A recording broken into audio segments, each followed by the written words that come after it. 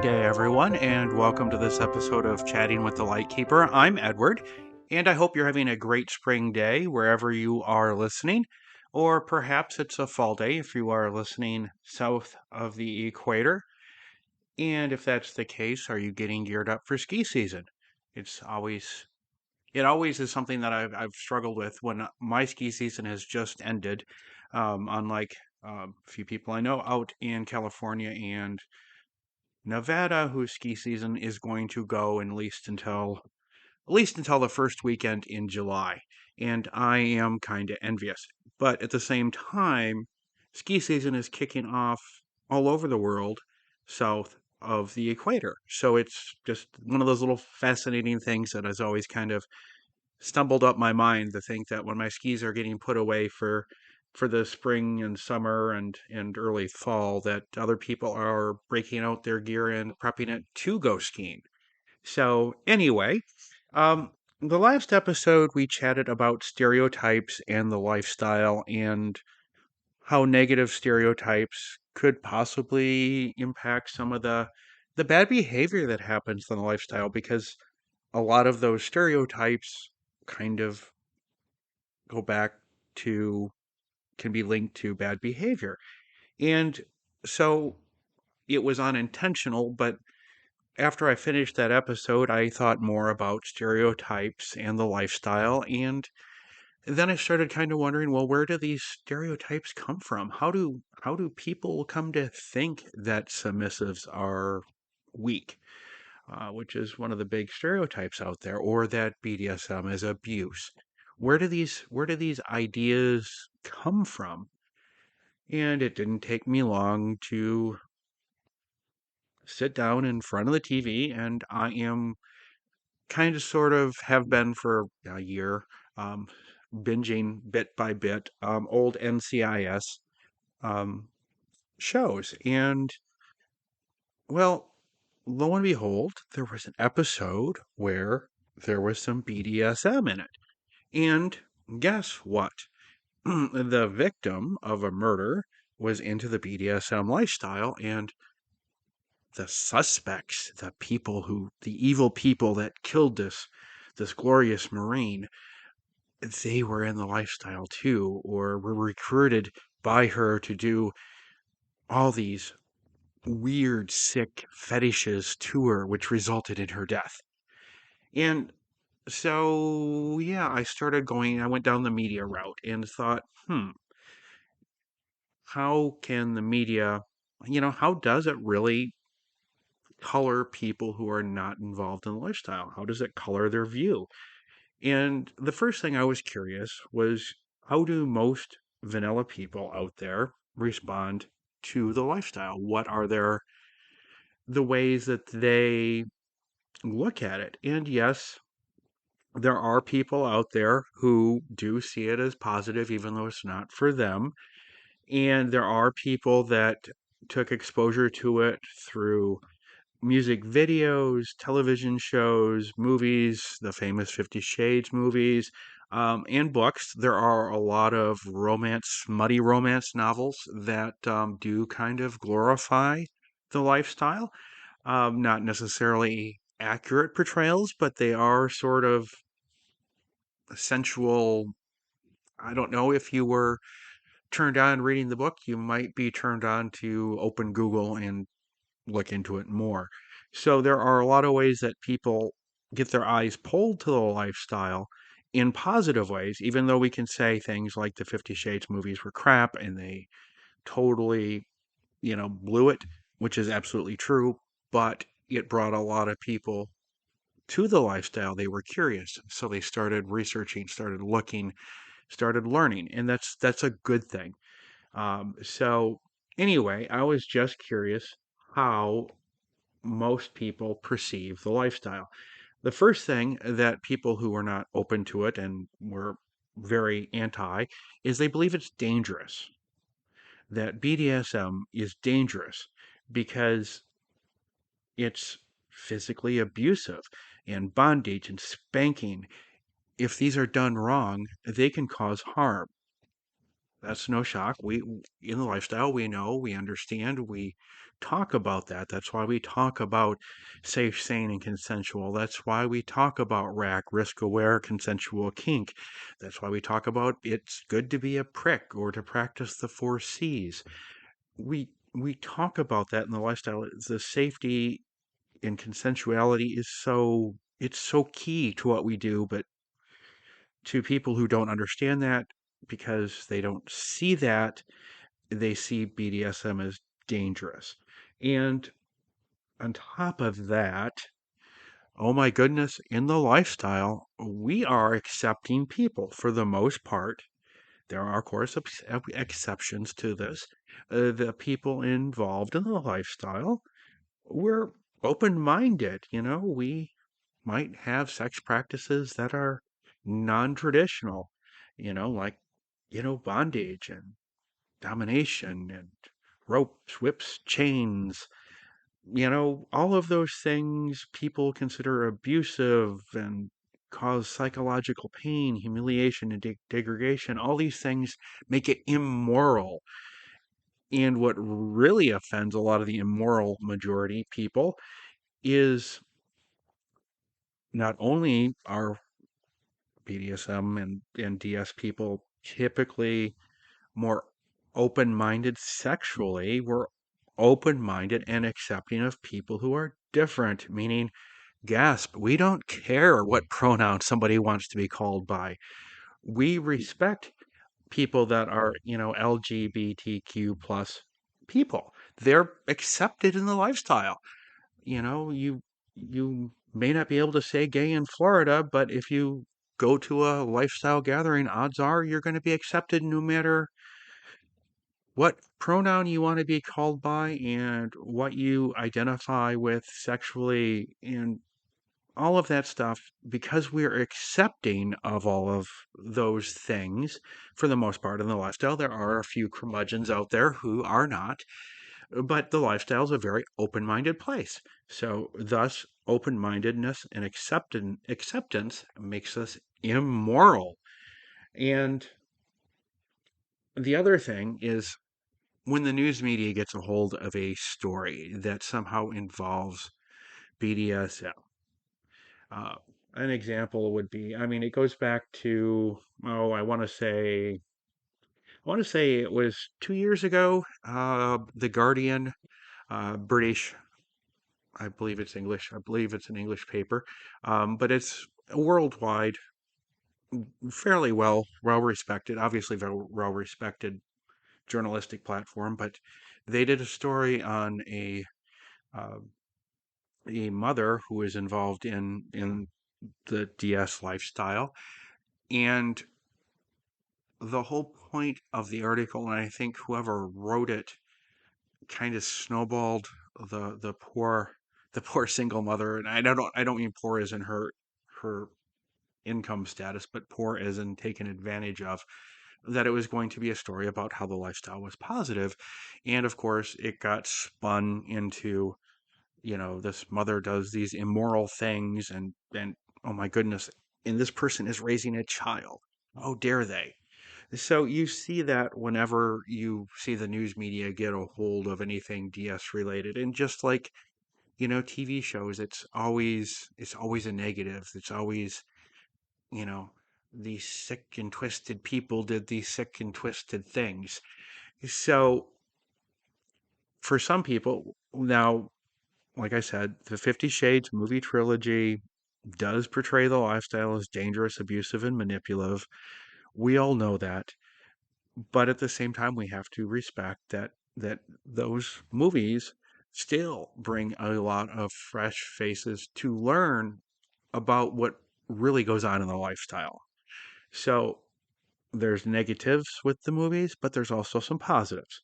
Oh, but then I was curious, beyond the 50 Shades and beyond how the news media really makes anything lifestyle related they sensationalize the heck out of it because, well, if it's sensational, it'll sell more papers, it'll get more clicks. It's great clickbait. So here in the United States, there's a series, a franchise, if you will, called Law and Order. and it's the original Law and Order. There's Special Victims Unit. There's I don't know how many Law and Orders, but there's like you could watch TV for a year, I think, and not see anything but something in the Law and Order franchise. But every time the lifestyle was portrayed on Law and Order, or is portrayed on the Law and Order, um, somebody involved in the lifestyle is either the victim of a heinous crime because they were involved in the lifestyle, and on Special Victims Unit, where they deal with sexual assault, that's kind of their jam, if you will. Every time BDSM is portrayed, it's a form of sexual assault and exploitation. They're exploiting these poor submissive women, these dominants that are doing these evil, bad things. And of course, murder, rape gets more ratings. So, that huge franchise has never had a positive spin on it. And then a few years ago, there was a big show, Sons of Anarchy, and there was some BDSM that was portrayed in Sons of Anarchy, but it was always violent. It was not, I guess you could say, good violent. I know that sounds horrible, but it wasn't done there. Obviously, the consensual side of it wasn't there. It was just violence and humiliating, and it was done under the guise of the lifestyle. And of course, maybe you don't remember Sons of Anarchy, but even if you didn't watch it, I'm sure everybody listening has heard of Game of Thrones. And of course, in Game of Thrones, the lifestyle is torture and abuse. It is not, obviously, that way in the real world, but in the Game of Thrones world, the lifestyle is torturous and abusive. And I have never seen this series, but An American Horror Story also has an episode or two that bring the lifestyle up. And it's, once again, it's sadism and brutality. It's just that abusive, assaultive, yeah, that sort of stuff. And it's continuous. You never ever see a positive representation of the lifestyle in TV shows and movies. And I understand that it's fiction, right? So when you're doing fictional work, you need to do what is going to shock people, to tune in, to bring them back. Things need to be done in ways that sensationalize and drive clicks and drive watches and drive people to binge a show.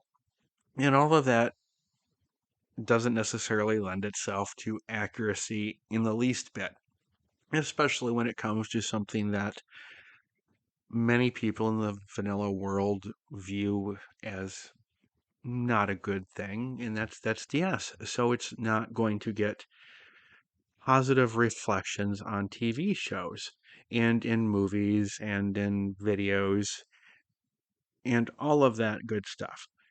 So once that's acknowledged and we know that even if somebody put out a beautifully done movie where the lifestyle is presented realistically with love, with kindness, and still with all the sensuality and sexuality, say that the 50 Shades movies, put out there, people wouldn't watch it because it didn't have that, I don't know, that raw edge. I mean, yes, there would be some that would tune in, but it wouldn't have that, it wouldn't sell. I guess that's the big thing. I mean, it gets back to the old saying that, sex sells.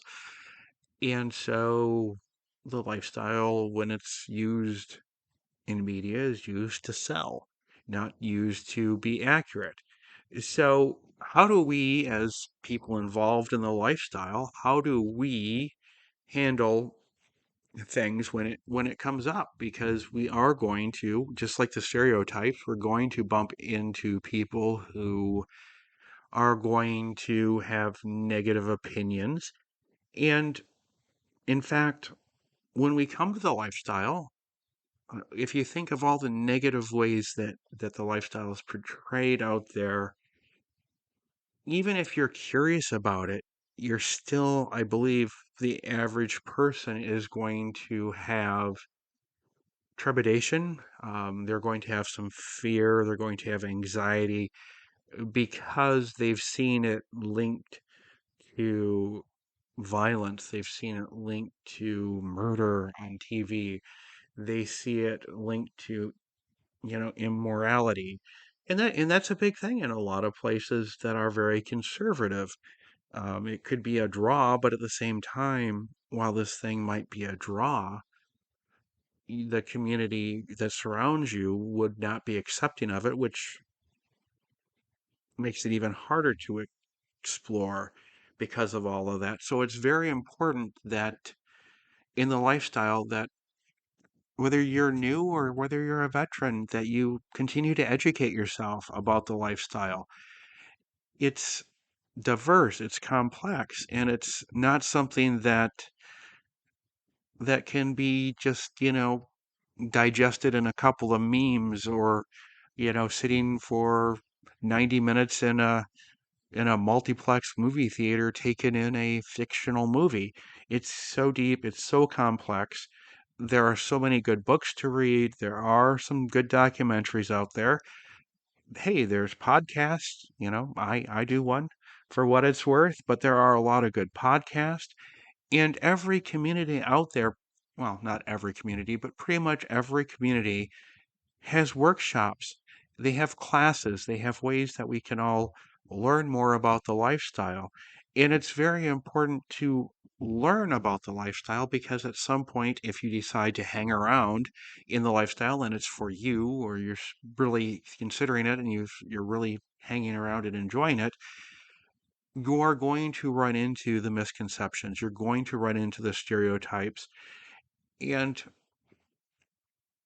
rather than sit there and just stay silent or just nod along with whatever the person is saying, sometimes we have to speak up. And I'm not saying that if you hear a couple of grumpy old men in a coffee shop talking about a Law and Order episode that they saw last night and, how these sick and twisted BDSMers need to be blah, blah, blah, blah, blah. I'm not saying stand up and speak to those guys because there's no point. But let's say that you're chatting with one of your close friends, a trusted friend, and they make a comment about how everyone involved in the lifestyle is sick and twisted, and obviously that's a very touchy subject. But you don't have to out yourself. You can very easily say, well, I saw 50 Shades of Grey. And so I was curious and I learned a lot about the lifestyle. It's not, I'm not saying I'm Christian Grey, but I did some research and it's not what you think. And use what you've learned to educate somebody in a situation like that. You're not trying to convert them to the first church of dominant and submission, um, but you're just simply pointing out the inaccuracies of how what they have learned has been through negative stereotyping and you know something piqued your interest so you explored and you learned that the stereotypes that they're reciting to you are not they're not correct and just using that just to kind of educate not convert and at the same time you can you're not necessarily outing yourself you just perhaps using the line well hey, I saw 50 Shades and I was curious so I started Googling and started learning. And it was really fascinating to learn about all these misconceptions that are out there. Another thing that you can do is when you're looking to educate and grow your own knowledge, there are some great organizations out there. For example, the National Coalition of Sexual Freedom. They have this wonderful part of their website.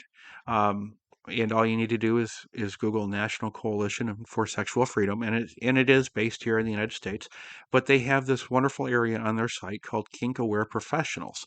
And what that is great for is if you are, for example, seeking a counselor, a therapist, a doctor, a chiropractor, an attorney, a wedding planner, a home builder. all these different professions are there, and you can find somebody there that is kink aware, is kink positive. So you don't necessarily have to hide it, which is amazing, especially when it comes to people that look after our physical or mental health. It is great to be able to sit down and talk to a therapist and not have to hide that you're involved in the lifestyle or hide that you're poly, because these are part of our lives and relationships are an important part of our lives. And so in finding somebody that you can just have that freedom to talk about it. Same with going to the doctor for your physical. I know it's not fun, but hey, I am now over 50 years old. I don't feel 50, although I did the other morning, but that's a whole nother story. But even when we're in our 20s, we may have physical conditions that might affect things that we can and can't do when it comes to the lifestyle. Maybe you have um, a issue with blood clotting, so impact play is something that you need to be very careful with. And if you're curious about that and you have a condition that like a blood clotting, or you're taking a medicine that causes an issue with your blood clotting, keeping your blood from coagulating, impact play and having that conversation with a medical professional is so important, because that's definitely not something that you would want to trust your good friend Google with. So it's important to have the connections, and they're right there. And unfortunately, it's just based in the United States, so I apologize if you're not in the States, but there are other networks out there dedicated to it around the world. And another wonderful thing, I'm sure that, speaking of organizations that you've probably never thought of, but how about going to a museum? There are museums out there that are lifestyle positive. Obviously, the biggest one that pops to mind is not the Sex Museum in Amsterdam, although I've been there, but in Chicago, which wonderfully is about, I don't know, 6 hours from me. I don't know. I get to 69 whenever I get to go to Chicago, because I get to travel on I-69. But Chicago has a great little museum and also archives. If you are a history nerd, which I am, archives are fun for me. I know people out there listening up are like, oh my goodness, that how can going through old papers and such be fun? It is for me, especially when I have an objective to learn something. But in Chicago, they have what is called the Leather Archives and Museum, and it's devoted to being an educational resource about BDSM and positively promoting the lifestyle. And they have classes like every day of the week, they have a class. There's something going on, educationally there every day. And I do believe some of those are even events are live streamed or Zoomable, however it is that you remote educate these days. But if you are in the Chicagoland area or traveling to Chicago for fun or for work, take a little time out and learn a little bit about the lifestyle and the lifestyle's history. So there's that. And also another area that we can really do well with helping deal with our wonderful media, negative media outlook, is engage with the community. The more people that we meet and engage with in the community, the stronger resources we have. You see an episode of NCIS where the doctor who is the I don't know, he is a criminal, what is it, forensic scientist, or where I'm sorry, I enjoy the drama, but I'm not up on the educational requirements. But the respected older doctor in the show, um, has nothing but negative things. Oh, well, if you're involved in this lifestyle, it's because you have suffered an immense physical trauma in your life. and it can cause all these bad things. There's nothing positive that comes out of people who go down this route. And, like makes it sound very real. Obviously, it's supposed to, it's a drama. But it's one of those things where they might bring up something that you have questions or you hadn't heard that before. And because you have your own community of fellow lifestylers, your little fam of lifestylers, you can go and say, "Hey, I saw this on TV. Has anybody ever heard of this? Is this just craziness? What is this? Where does this come from?" So it's great to have the community, your own little community to, you know, go to when you come across these negative stereotypes in the media. Because not only are they on TV shows, but I guarantee if you searched, went to Google and went BDSM news, you are not going to find news about a new technique or news about a new group that's getting together and offering classes, but you're going to see some scandalous report where some horrible crime has happened, and if they weren't involved in this kinky lifestyle, they would be fine today.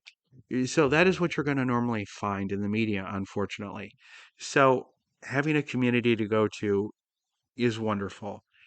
And because we all are going to educate ourselves, continue to educate ourselves, have conversations with our community, in a way, we all have to be advocates for the lifestyle that we choose. If this lifestyle is something that you choose, that is part of who you are and what you are and is part of you, when the time is right, we do have to be advocates for it. Like I spoke of earlier about having the friend that shares the misconceptions and the negative stereotypes that are out there in the lifestyle, perhaps because they saw a TV show or they saw something related to, 50, they couldn't sleep and 50 Shades was, the trilogy was on, so they kind of got sucked in and were watching that and were are telling you about how wrong and twisted and evil all these kinky people are. We all have to be advocates. And no, I'm not saying that we need to go out and protest and I don't know, hold a rally at some TV network's headquarters because they had a negative story about the lifestyle. That's not it at all. But in our personal lives with trusted and close friends and perhaps family, whatever is in your immediate circle, there may be times when you need to be an advocate. And you don't have to out yourself to be an advocate. You can just be a supporter. It's sort of like, you know, you can be an advocate and be all about supporting rights of people that are different than you. It doesn't mean that you are like them. And so you don't have to necessarily out yourself to be an advocate, which is very important because many people fear that. And so you can be an advocate and it can be a positive thing. It's just understanding where the negative vibes and negative crapola comes from and be able to counter that with actual fact rather than fiction. But as I wrap this up, I don't want to leave this be a total, it's all the media's fault because it certainly is not. Um, and the other thing, we can't also sit here and play both sides of the fence and say, "Oh, media is bad, media is bad, media is bad. Look at how it represents the lifestyle and all these things it gets wrong and how it negatively, causes all these issues potentially for us." But at the same time, in the lifestyle, the media does so many wonderful things. It really does. And I know, I've said this before, but look at the 50 Shades. It brought and still brings so many new people to explore the lifestyle. And people are smart. They realize they've watched a fictional movie. They don't believe a dominant is going to be like Christian Grey. And with a couple of Google searches, they can find information that teaches them otherwise if they thought that was the case. And I think that goes back to part of our being advocates of the lifestyle. When we do interact with somebody who's new, talk to them openly about some of the stereotypes because they may have them. And it would be I would expect very common for somebody to have some potential ideas that are not, I guess, rooted in fact, because of the way they've seen the lifestyle portrayed in TV and in movies, or in books that were fictional. But the best fiction does have truth rooted in it. So I can understand that. And being an advocate, we do need to talk to those people who come to the lifestyle because they saw something on TV, they saw a movie, they read a book, somehow they got curious.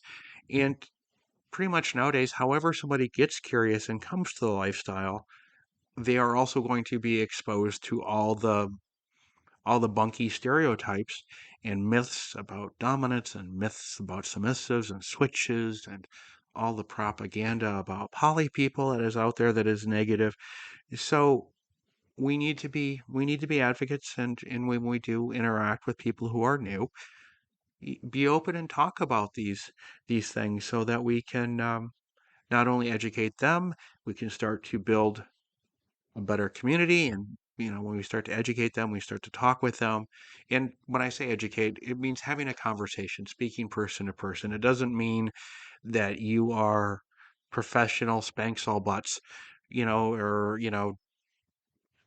Dr. Bondage, and it's time for your lecture on whatever. It means just being a friend, reaching out and saying, "Hey, saw that you're new. Have any questions? Hey, did you watch 50 Shades of Grey?" Or, "Hey, did you catch that Law and Order episode where they talked about the lifestyle and oh my goodness, some of the stereotypes?" Somehow bring it up and just you have a human conversation and you start to explore and you start to talk, and you potentially can make a new friend, and you make a new friend, bring them in to your circle, they make friends, and the lifestyle gets stronger, better, and we are stamping out some of the, I don't want to use the word hurtful because that's the first word that pops to mind, and I don't think that's accurate. I would think we will deep six that word that just came out of my mind first and replace it with um, some of the negative connotations and negative things that surround the lifestyle. Yeah, so it takes all of us to do our part.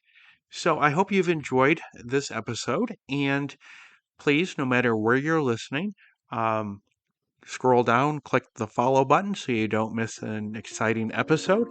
And I hope everyone has a great week, and I look forward to chatting with you again next week.